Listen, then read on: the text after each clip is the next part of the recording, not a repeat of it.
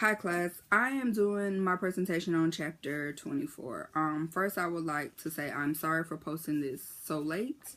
I have an infant who has been in the hospital this week. He was sick. He had an upper respiratory infection and a fever of 104 that they tried everything to break. And finally we were released yesterday, and I was just so exhausted from being in the hospital that I didn't have time to do this. I actually went to sleep to catch up on sleep. So I'm doing it now. But again, I'm sorry for this late post.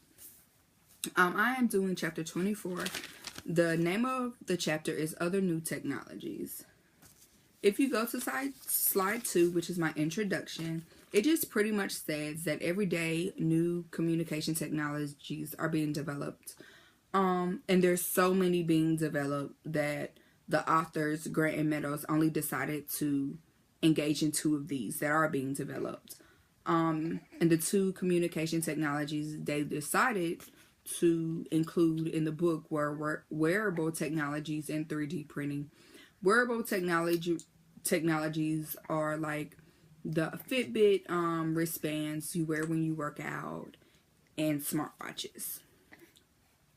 If we go to slide 3, which is titled Wearable Technologies, it is actually defined as products that must be worn on the user's body for an extended period of time, significantly enhancing the user's experience as a result of the product being worn. So pretty much what that means is if you do buy this product, it's being worn on your wrist, and while it's being worn, it's engaging you in something. You're getting something out of wearing this product. It also has a wireless connection and a minimum level of independent processing capabilities.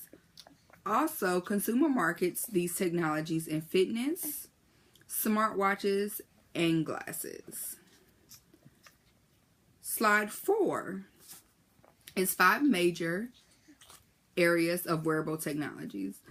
There are 5 major areas of wearable technologies, and these include fitness and wellness, healthcare and medical, military, industrial, and infotainment. And this is according to the IHS in 2013. If we go to slide 5, which is going to give you pretty much a breakdown of the Fitbit wristband as well as fitness.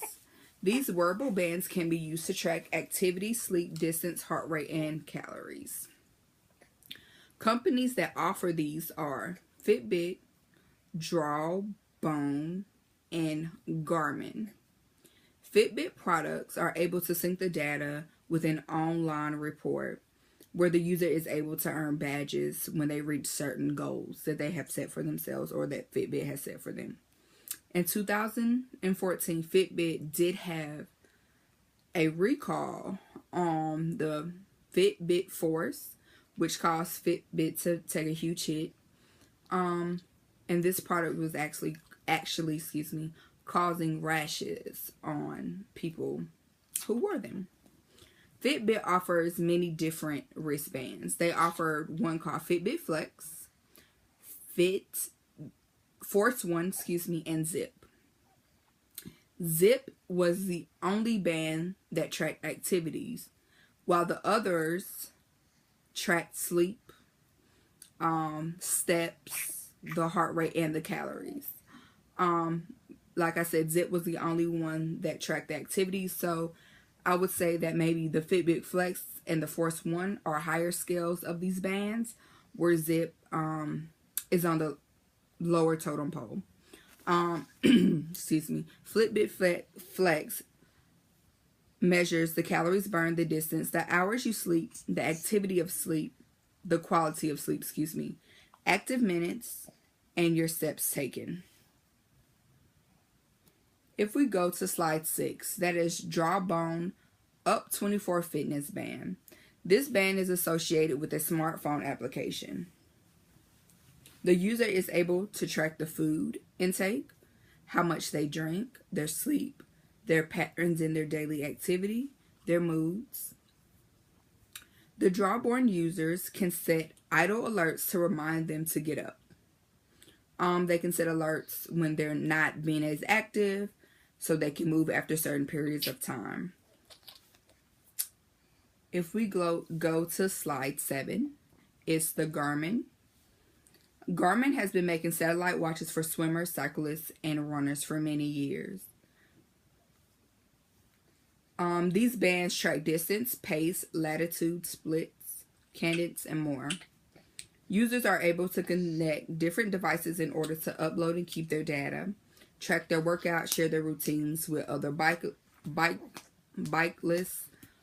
cyclists, runners, and swimmers. Garmin released its own Fitbit band in 2014 called the VitoFit. Garmin's watches were only used for workouts. They weren't used to be worn all the time until they did release their VitoFit watch in 2014, which was developed to be worn all the time. The Vito tracks distance, steps, time, calories, and it connects goals and reminds the user to move during inactivity. Slide 8. Facts on fitness bands. According to Canalys in 2014, shipments will be 7 million. And then in 2015, they estimated that there would be about 23 million shipments for fitness bands. And then in 2017, which we are currently in, they decided that there would be about 43 million shipments. Fitbit had about 50% of the market in 2014, where Jawbone had 20% of the market, and Nike had 13% of the market. All these bands come in many different colors and having different prices. Full feature bands cost anywhere from $99 to $130. Nike's Fuel Band measures activity with users earning Nike points. Nike Fuel Points. During this time, Nike expressed abandoning their Fuel Band actually to work with Apple on an Apple iWatch.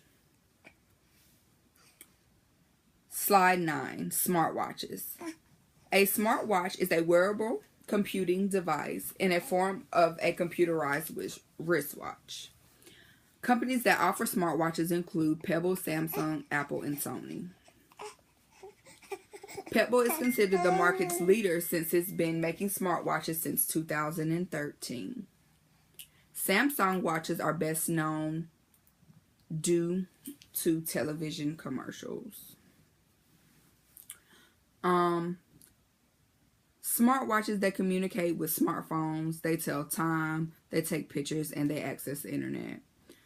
Early watches didn't do much and had limited functions, where modern watches are able to run mobile apps, has enhanced data processing, has special features such as GPS mapping, can be used as a smartphone at times.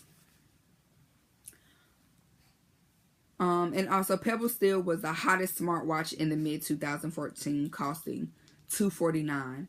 And I actually don't think we even hear of Pebble Steel anymore. Most people have Samsung watches and Apple watches now. Pebble Steel watches notify the user of text, incoming calls, emails, and allow users to control music and popular apps. That's the same thing the Apple Watch does now.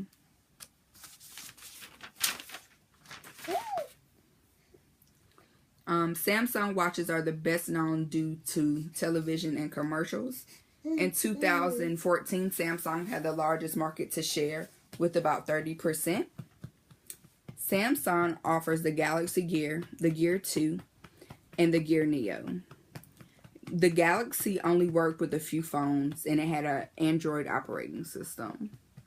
The Gear 2 used a Tizen operating system. It offered everything the Galaxy did, plus it had a music player and a 2-megapixel camera and a heart rate sensor. If we go to slide 10, that's when we're going to talk about the smart glasses. Smart glasses are glasses with lenses that allow for adjustable high definition display for data either stored in the glasses or accessed over the internet using Bluetooth or Wi-Fi. In 2014, the biggest name for smart glasses was the Google glasses, but other companies offer smart glasses as well, such as Epson and Visus.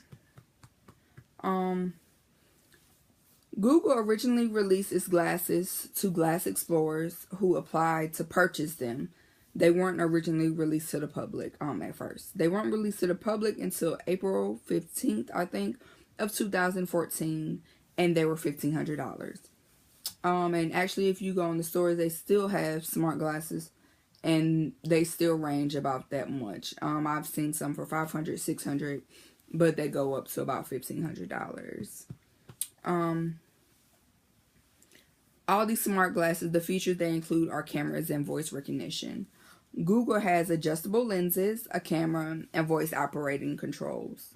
They've been used to build plans for firefighters, excuse me.